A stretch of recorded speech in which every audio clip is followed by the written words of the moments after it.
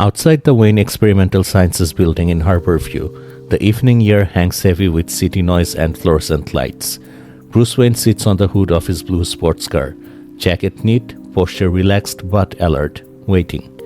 When Dr. Anika Zeller finally steps through the front doors, Bruce checks the time and comments that it's almost 8. She apologizes as she approaches and slips into the passenger seat. Almost immediately, Zeller studies him. Is this a date? Bruce bristles at the suggestion, insists it isn't, claims he's not dressed up, just dressed. Inside the car, Zeller notices a small, carefully wrapped package resting nearby. Is that a gift?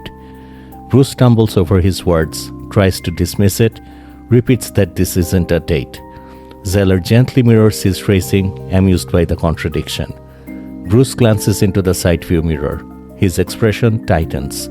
2 armed men on motorcycles are gaining on them. Under his breath, he mutters in irritation. The car pulls onto the highway, accelerating into moving traffic. Bruce makes an awkward attempt at humor about the night's rocky start, but Zeller waves it off.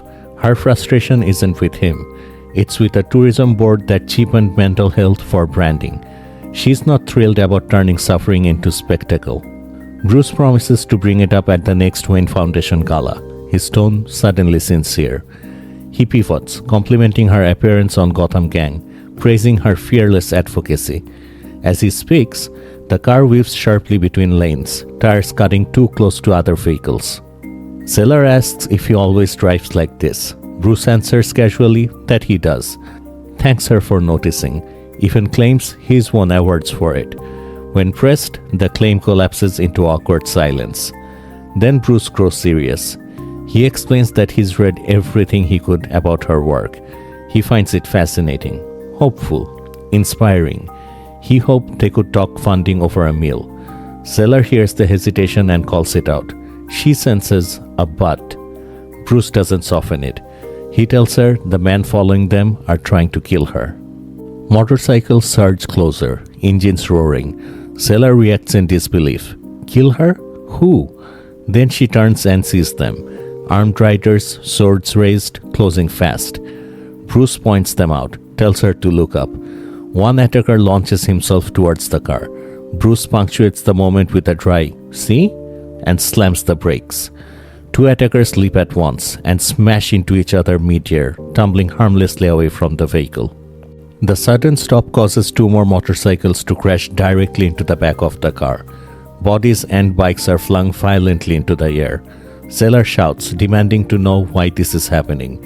Bruce clenches his jaw, mutters that some people just hate seeing the doctor, and floors the accelerator. The car surges forward again. He promises he's going to get her out of this. As the cityscape shifts, we see that they're heading towards Little Tokyo. The chase escalates. Zeller calls his name again, but Bruce cuts her off. He sees them. Ahead, multiple bikers race straight towards them. Bruce asks her to call him Bruce. He assures her, despite everything suggesting otherwise, that he knows exactly what he's doing. He spins the car in a full circle, slamming sideways into an oncoming bike. The motorcycle and its riders are thrown violently aside. One attacker doesn't fall. He grabs hold of the roof. Both Bruce and Zeller look up. Zeller gasps as the attacker swings his sword. The blade slices cleanly through the air, severing a lock of her hair. Bruce reacts instantly. He catches the falling strands and hands them back to her, calm even now. He tells her to hang on. Zeller asks, to what? The car smashes through the guardrail of the flyover and plunges downward, landing hard in Little Tokyo, still moving. The car skids forward, battered but functional. Smoke pours from the engine, thick and blinding. Bruce leans sideways, struggling to see through it. Zeller looks back. The attackers are still coming. Bruce swerves into a narrow alley. The car slams into a garbage dumpster with a metallic crash. As they recover from the impact, Zeller snaps that this is a terrible date and tells Bruce that she dropped her present. He climbs out and orders her to leave it behind. They need to run. Zeller insists, furious and shaken, that she deserves a gift after this night. Bruce helps her out of the car and uses her first name, Anika, urgency cutting through the chaos. They start running. A piercing sound tears through the air above them. Hew! Zeller asked what the hell that was. Ahead, a metal fence blocks their path. Bruce admits he doesn't know, but it isn't good. The sound descends. Smoke and crows spiral downward. Zeller screams his name. The smoke and birds collapse inward, forming a woman in an ornate dress. Two glowing swords burn in her hands. A crow perches on her head as she continues her inhuman cry. The woman shifts into a fighting stance. Bruce grabs Zeller mid-motion and hurls her into a dumpster, ordering her to stay down. The woman starts charging towards Bruce, slicing through the dumpster wall with a glowing blade. Inside the dumpster, Zeller raises the gift wrap box like a shield, panic overtaking her. The blade punches through the metal towards her face. It strikes the box and shatters instantly. Zeller freezes, stunned. So does the woman. Bruce uses this opening and launches a kick. The woman ducks, counters with her blades. Bruce slips, narrowly avoiding the strikes. One blade connects with his torso, but stops dead.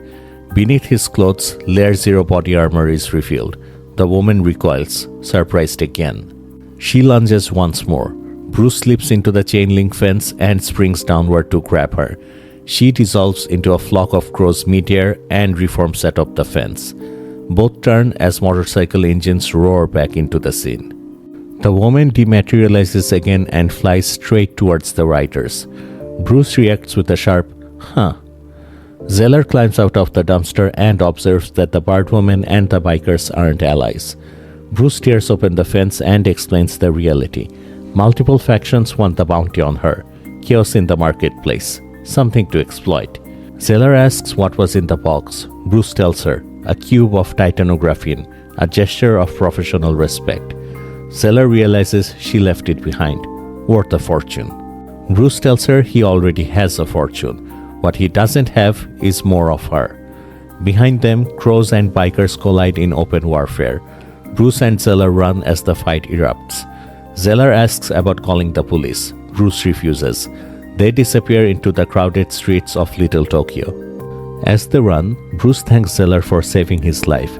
She shrugs it off as dumb luck. Bruce insists she made a choice. He offers to repay it and leads her towards a tall building with a ladder. Zeller says she can climb in heels. Bruce realizes, skirt and heels. She thought it was a date. He pulls down the ladder, lifts her onto his back, and says, all aboard. Climbing with Zeller on his back, she comments on his strength. Bruce says it's because of her work. He explains, powerful people fear the idea that identity can change by choice. They'd rather kill her than confront the possibility. Zeller answers quietly, maybe. At the top, Zeller warns Bruce not to look up. She steps on his head to climb over, muttering about bad luck. They crest the roof and find the bird woman already waiting, swords blooded. She's here, Zeller says. Bruce removes his jacket and tells Zeller to stay down and be quiet. This is him repaying the favor. He faces the woman and dismisses her biker opponents. She asks what he is when he's not pretending. Bruce raises his fists. He invites her to find out. As she charges, tiny needles drop and embed in the rooftop. Damian Wayne, in full Robin gear, leaps in behind Bruce with a triumphant "Ha!" and the bat snare detonates, unleashing a brutal electrical barrage. The woman dematerializes instantly, fleeing as crows. Even with insulated shoes, the shock hits Bruce hard. Blood leaks from his ear. He mutters that he needs better shoes. Damian explains calmly, the Ojo. Rapid onset decoherence is most effective to neutralize, assuming one must adhere to a no-killing policy. Father. Dr. Zeller steps out from cover. She looks at Damian. Father? Bruce and Damian freeze in shock. And that's it. If you enjoyed the video, please like and subscribe, and comment your favorite moment down below.